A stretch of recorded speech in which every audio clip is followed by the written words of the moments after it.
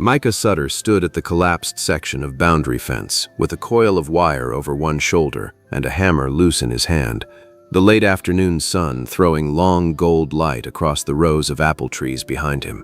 Clara Redmond stood on the orchard side of the gap, arms crossed, studying him with the particular patience of a woman who had watched a great many strangers offer a great many things they did not intend to finish. "I can fix your fence for a meal," he said. "Just this section, ma'am. Won't take more than an hour if the posts underneath are sound." Clara looked past him at the sagging rail, then further down the boundary line where two other sections leaned at angles that suggested the same trouble ran deeper than one afternoon's work could solve. She was quiet long enough that Micah shifted his weight, uncertain whether her silence meant refusal or simply careful thought. "I need something that will hold longer than that," she said finally. Micah did not entirely understand, in that moment, how much weight those particular words were carrying, though something in her tone suggested the fence was not the whole of what she meant. Neither of them said anything more right away, the orchard settling into the particular hush that came over it most evenings, leaves stirring faintly and a handful of cattle visible grazing the neighboring pasture beyond the failing rail. It was the second week of September in 1879 in the Willamette Valley of Oregon, and the Redmond orchard's boundary fence had been failing, in one section or another, for longer than Clara cared to admit to strangers passing through. Micah Sutter had walked the better part of 30 miles that week, his money down to a few coins and his stomach emptier than he liked to let show, following work the way he had followed it for 6 years since leaving the last farm that had employed him without ever quite wanting him to stay. He was 32 years old, skilled with wood and wire and the particular patience good fence work required, and entirely unused to anyone looking at his offer the way Clara Redmond was looking at it now, weighing it against some larger question he had not yet been told. Clara was 30 years old, tall and capable, her hands roughened by 6 years of running the orchard largely alone since her father's knees had finally given out and sent him to a smaller house in town. She had inherited not just the trees, but every unfinished repair, every temporary patch, every promise made by hired hands and neighbors alike who had looked at her boundary fence, said they would see to it properly, and then found reasons not to. Her father, Walter Redmond, still rode out from town once a month to walk the rows with her, offering advice she mostly already knew, and pride he did not always trouble to hide. He had planted the northernmost trees himself as a young man, and Clara had grown up understanding the orchard less as property and more as a kind of inheritance that required constant, unglamorous tending to remain what it was meant to be. The town of Larkspur Falls, 3 miles down the valley road, knew Clara Redmond as a capable woman who ran her father's orchard as well as any man might have, a reputation she had earned slowly and had no particular interest in surrendering to a husband who might see her competence as something needing correction. She had turned away 2 suitors in the years since her father's retirement, neither of whom had seemed especially interested in an orchard that would remain, regardless of marriage, entirely her own to manage. The orchard itself sat on gently sloping ground above the valley floor, 40 acres of apple trees her grandfather had planted decades before, productive and well-tended everywhere except along the southern boundary, where the ground shifted every spring thaw badly enough to work even soundposts loose within a season or two. Her father had set those original posts too shallow, a mistake made in haste during the orchard's first difficult years, and every fix since had been a temporary patch layered over a problem nobody had properly solved. Each autumn, when the apples ripened and their sweet fallen scent drifted across the boundary, the neighboring ranchers' cattle grew bold enough to test the weak fence line in earnest, drawn by fruit they could smell from the far side of the pasture. Clara had lost entire rows of young trees in years past to cattle that pushed through a sagging rail and trampled everything in their path before anyone noticed the breach, a loss she could ill afford to repeat this particular season, with prices for good apples finally recovering after 2 lean years. "There's more wrong here than one section," Clara said, nodding down the line. "Corner post at the far end has been failing for 3 years now. Every man who's looked at it has told me the same thing you're telling me, that he can fix what's in front of him for whatever I'm willing to pay in the moment." "I'm not offering to fix what's in front of me because it's less work," Micah said. "I'm offering it because it's what you asked for, and I don't make promises about jobs nobody's hired me to do yet." Clara studied him a moment longer at that, something in his particular phrasing catching her attention in a way she did not immediately examine. "Walk the whole line with me first," she said, "before you touch a single rail. I'd rather know what you think is wrong with all of it than watch you fix one piece and disappear before I learn whether you understood the rest." Micah did not argue the request, though most men in his position would have pointed out that a meal was a meal regardless of how much of the fence he examined first. He simply nodded and fell into step beside her, understanding, without yet knowing why, that this particular woman's requests carried more weight behind them than their plain wording suggested. Micah agreed, and the two of them walked the boundary fence together in the fading light, Clara pointing out each section's particular trouble, while Micah crouched at posts and rails, testing give with his hands, saying little until he had seen the whole quarter-mile of failing line. By the time they reached the corner post Clara had mentioned, full dark was close enough that details had begun disappearing into shadow, and Micah straightened slowly, turning the last of the daylight's information over in his mind. "Ground's shifting under all of it, same as you said," he told her. "But the corner's worse than shifting ground. Somebody set that post shallow and packed loose fill around it instead of tamping proper stone beneath, which means it was never going to hold regardless of what happened above ground." Clara's expression did something complicated at that observation, recognition and old frustration crossing her face before she smoothed it back to composure. "That would have been Daniel Pierce's work," she said quietly. "My father hired him 3 years back to rebuild the whole boundary, paid him in full for it too, and never checked closely enough to know he hadn't done what he'd promised." Micah did not ask who Daniel Pierce was, sensing correctly that the name carried more history than the moment invited him to ask about directly. He simply nodded, filing the information away the same careful way he filed every detail about a job worth doing right. "I'll fix the one section for the meal we agreed on," he said. "But if you're willing to feed me through tomorrow as well, I'll look properly at that corner and tell you honestly what it would take to solve it for good, not just patch it again." Clara considered that offer with the same weighing expression she had given his first one, though this time she did not take as long to answer. "One more day," she said. "We'll see whether your work matches your talking." She turned back toward the house without further comment, leaving Micah to gather his tools and follow at whatever distance he chose. Supper that evening was simple, bread and stew and quiet conversation that stayed close to practical matters. The orchard's yield that season, the price apples were fetching in town, the particular stubbornness of Oregon clay when it came to holding a fence post through a wet winter. Micah ate with the focused gratitude of a man who had gone hungry more than once that month, and Clara noticed, without commenting on it, that he thanked her for the meal with more sincerity than the words themselves required.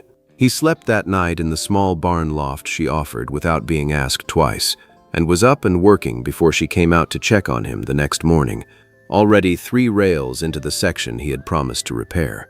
Clara watched him work for a while from a distance, noting the particular way he tested each post before trusting it, the way he did not simply nail new wood over old rot, but pulled the failing sections out entirely and replaced what needed replacing. By mid-morning, he had finished the promised section and moved, without asking permission, to a smaller gap further down the line that nobody had specifically hired him to touch. "Wasn't part of what we agreed," Clara said, coming to stand near him as he worked. "No," Micah agreed. "But it was failing the same way, and leaving it half-fixed while the section beside it holds doesn't actually solve anything. Seemed a waste to do careful work and leave a gap right next to it undone." Clara said nothing further, though she noted the observation the way she noted most things worth remembering, filed alongside the growing list of small evidences that this particular drifter worked differently than the ones who had come before him. She brought him water at midday without being asked, and stayed longer than the errand required, watching him work the wire taut with hands that clearly knew the difference between adequate and correct. The corner post took the better part of 2 days to solve properly, Micah digging deeper than the original foundation had ever gone, setting stone beneath the post the way it should have been set from the beginning, tamping the fill in careful layers rather than packing it loose and calling the job finished. Clara helped where her own strength was useful, holding posts plumb while he worked, mixing mortar for the stone base, and found herself, more than once, simply standing nearby watching him work with an attention she did not examine too closely. "You don't cut corners even where nobody would notice," she said, on the second afternoon, watching him tamp fill beneath the post with the same care he had given every visible rail. "Somebody always notices eventually," Micah said. "Ground shifts, wind blows, cattle push against a fence line testing for weakness, same as people test each other. Whatever's built wrong underneath always shows itself in time." Clara considered that a long moment, turning it over the way she turned over most things that mattered, hearing more than fence advice in the particular way he said it. She did not respond directly, though she found herself, that evening, setting the supper table for two without pausing to think about whether he would still be there to eat it. The days settled into an easy rhythm neither of them named directly. Micah working the boundary line each morning while Clara tended the trees nearest the house, the two of them meeting at midday for a simple meal and again at dusk when the light finally failed. She began asking his opinion on small orchard matters beyond the fence, whether a particular row needed thinning, whether the tool shed roof would survive another winter, and found his answers thoughtful in a way that suggested he was paying closer attention to the whole property than the work she was paying him for strictly required. Micah, for his part, found himself noticing things about Clara he had not expected to notice about an employer, the particular efficiency of her movements among the trees, the way she spoke to the orchard workers who came through during the lightest labor as though their opinions mattered as much as her own. He had worked for a great many capable people in his 6 years of drifting, but few who seemed to genuinely value the people working alongside them rather than simply the labor they provided. Micah stayed on through the following week. The arrangement never formally extended beyond another day and then another, Clara offering meals and the barn loft in exchange for work that steadily expanded beyond the original boundary fence to include a leaning gate, a loose hinge on the tool shed, small repairs he noticed and addressed without being asked. She began, without quite deciding to, treating him less like hired help passing through, and more like someone whose opinion on the orchard's condition she had come to value. "You ask my opinion on things most men wouldn't think to ask a woman," Clara said one evening, the two of them sitting on the porch steps after a long day's work. "Most men figure they already know what needs doing," Micah said. "You've run this place alone 6 years. You know this ground better than any drifter passing through ever could, myself included." Clara smiled at that, small and genuine, and something in the gesture caught Micah off guard enough that he found himself smiling back before he had decided to. The evening settled around them, orchard leaves rustling in a light wind, and neither of them moved to end the quiet that had grown comfortable between them over the past several days. "What made you take up fence work in the first place?" Clara asked, after the silence had stretched long enough to feel like its own kind of conversation. "Wasn't much choice in it," Micah said. "Grew up in a county home in Ohio, out working other men's farms by the time I was 12, and fence mending was simply the trade that stuck once I was old enough to strike out on my own." "Nobody ever asked you to stay past a season," Clara said quietly, understanding arriving gently rather than as a question. "Not once, not in 6 years, Micah said. "Wasn't unkindness in it, mostly. Just men and women with their own worries, glad enough of the help and not much inclined to wonder what happened to a hired hand once the work was done. I got used to expecting it," he continued. "Got so I'd finish a job and start looking down the road before anybody even had the chance to tell me goodbye. On account of it hurt less that way, leaving before being left." Clara listened without interrupting, recognizing in his words a caution that ran parallel to her own, built from different circumstances but arriving at a similar careful distance from other people's promises. It was 2 weeks into his stay, on an evening when the first hint of autumn chill had crept into the air, that Clara finally told him about Daniel Pierce properly, prompted by nothing more than his asking, gently, why the corner post's failure had seemed to trouble her more than simple carpentry warranted. "My father hired him as foreman the year his knees first started failing him," she said. "Confident sort of man, came with good references from 2 counties over, said he'd rebuild the whole boundary line properly before the rains came that first autumn. He built it the way you found it," Clara continued. "Quick, shallow, Good enough to pass a walking inspection and collect his full payment, and then he took the money and a foreman's position with a bigger outfit 2 valleys over before the ground had even settled enough to show what he'd actually done. Micah listened without interrupting, understanding now the particular weight behind her insistence on watching him work the whole boundary line before trusting any part of it. "I don't fault a man for taking better work when it's offered honestly," Clara said. "I fault him for standing in this very yard, shaking my father's hand, and telling him he'd built something to last when he knew, the whole while, he hadn't bothered to check whether it would." Micah's jaw tightened slightly at that, recognizing the particular dishonesty of a man who traded on trust he had no intention of earning. "My father trusted him because the work looked right from the top," Clara said. "Trusted him enough not to dig down and check what was underneath, same as I nearly didn't check with you, until I decided I wasn't going to make that mistake twice." Micah sat with that for a long moment, understanding now precisely why she had asked him to walk the whole line before touching a single rail. "That's the particular trouble with careless men who talk well," Clara said quietly. "They cost you twice. Once in the money paid for work that was never properly done, and once in every honest man afterward you have to test twice as hard before you're willing to believe him." Micah looked at her in the fading light, something shifting behind his eyes that had been settled a long while in one particular shape. "Took my father the better part of a year to admit the corner was failing again," Clara admitted. Proud man, didn't like owning he'd been fooled by a smooth-talking foreman. By the time he finally said something plainly, the damage had already cost us 2 seasons of young trees along that stretch. "That's why you walked the whole line with me before trusting one section," Micah said, understanding settling into place. "Why you asked whether I'd cut corners where nobody would notice." Clara nodded, and the two of them sat with that shared understanding a while longer, the evening deepening around them into full dark. "I've never had anybody test my work the way you have," he said. "Walk the whole line before trusting the one piece.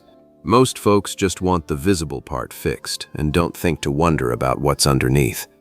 Clara held his gaze a moment longer than the conversation strictly required, and neither of them moved to fill the silence that followed.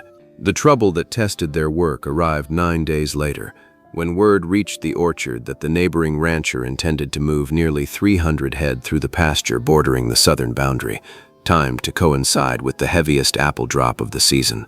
Clara had seen that particular combination before, ripe windfall fruit, and a large herd passing close enough to smell it, and she knew from 6 years of hard experience exactly how much pressure a fence line could expect once cattle caught that scent on the wind.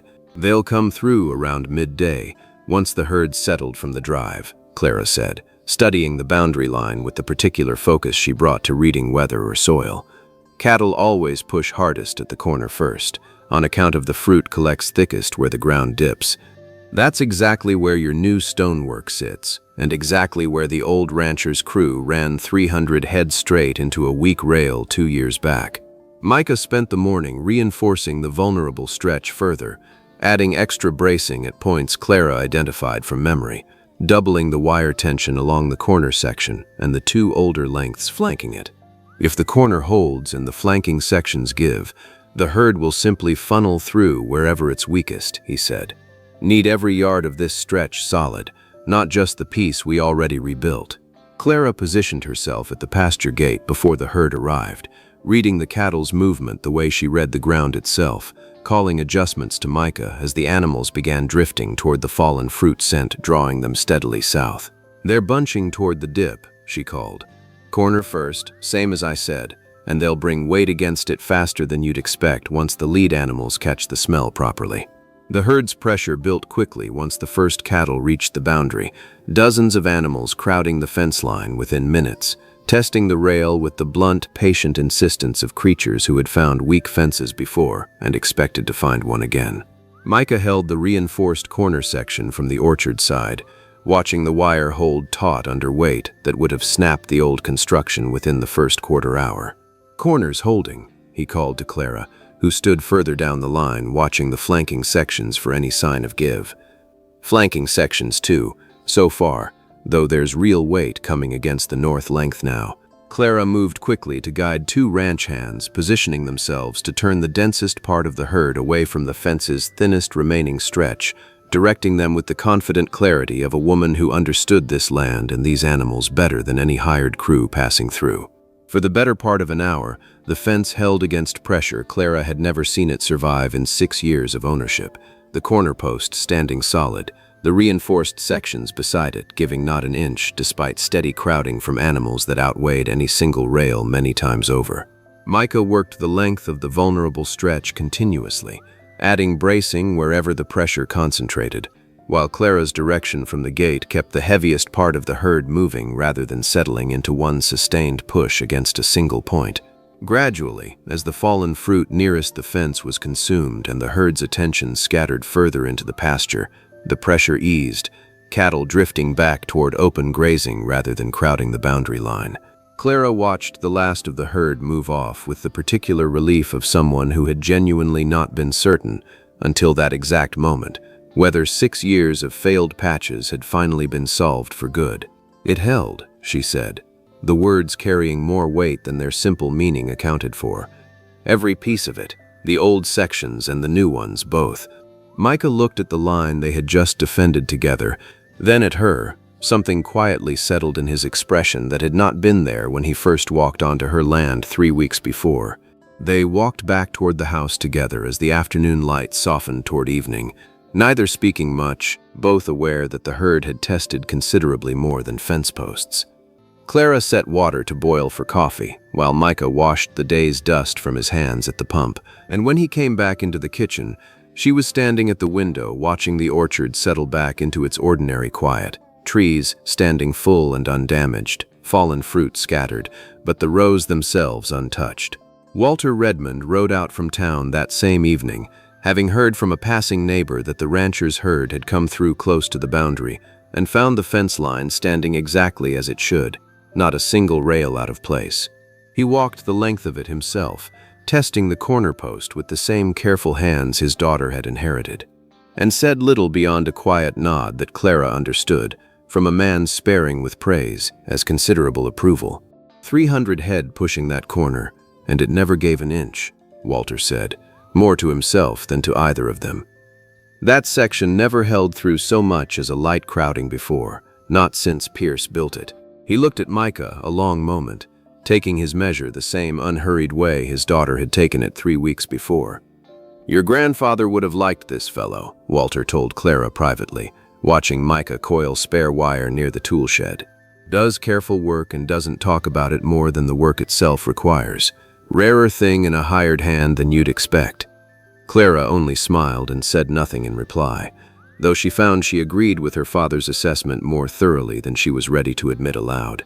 "The work's finished," Micah said, standing in the doorway. "Corner post, the smaller gap, the whole southern boundary line. Nothing left out there that needs my hands on it anymore." Clara turned from the window, and something in his voice told her he meant the observation as more than simple fact, a question dressed carefully as a statement. "The fence is finished," she agreed. "That was never all I needed held, though I suspect you understood that some while before I said it plainly." Micah set down the coffee cup he had barely touched, giving her his full attention in the particular quiet way he gave everything that mattered. "I've spent 6 years being useful to people who never once asked me to stay past the usefulness," he said. "Told myself that was simply how things went for a man in my position, work done, and then move on to the next fence somebody needed mended. Didn't expect a woman testing my work this carefully to end up being the one who made me want to stay for reasons that had nothing to do with fence posts." "I wasn't testing your work to find a reason to keep you," Clara said. "I was testing it because I've been disappointed by careless promises more times than I care to count, and I needed to know, properly, whether you were a different kind of man before I let myself hope you might be." She paused, choosing her next words with the same careful attention she gave everything worth building right. "You are," she said simply, "a different kind of man, and I find I'd like to know what you'd build here if nobody was paying you in meals and a place to sleep, if the arrangement were simply that you wanted to be here and I wanted you to stay." Micah crossed the kitchen without deciding to, the way a man moves towards something he has stopped questioning, and Clara met him halfway, neither of them needing further words to settle what had already, in truth, settled itself somewhere over the past 3 weeks of shared work and careful trust. Outside, the orchard stood quiet and whole in the evening light, every fence line holding exactly as it had been built to hold. They did not speak of marriage that evening, nor of any promise larger than the one already taking careful shape between them, but Clara did ask him, over a second cup of coffee, whether he would consider staying through the winter to help her plan a proper reconstruction of the orchard's northern boundary come spring, work that would take months rather than weeks, and require, she said plainly, a partner rather than hired help. Micah said he would consider it, and then admitted, with the particular honesty that had won her trust in the first place, that he had already decided before she finished asking. "I'll want you paid properly for it," Clara added. "Not meals and a bunk in the loft, but a real wage and a say in how the work gets planned, same as any partner would expect." Micah looked at her for a long moment, turning the offer over the way he turned over every joint of good work before trusting it. "Never had anybody offer me a say in the planning before," he said.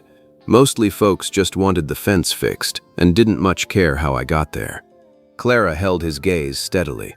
"I care how you get there," she said. "Always have. From the first afternoon you walked the whole line with me, instead of just the section I'd offered to feed you for." The following afternoon, once the herd had moved well clear of the boundary and the orchard's usual quiet had fully returned, Micah walked the fence line once more, alone this time, running his hand along the corner post that had finally been set right. Clara found him there as the light began to gold toward evening, and stood beside him a while without speaking, both of them simply looking at the one piece of the property that had, in its own quiet way, brought them to exactly this point. The rest of the boundary stretched away on either side of them, old sections and new standing equally solid now, wire taut and posts plumb the full length of the line.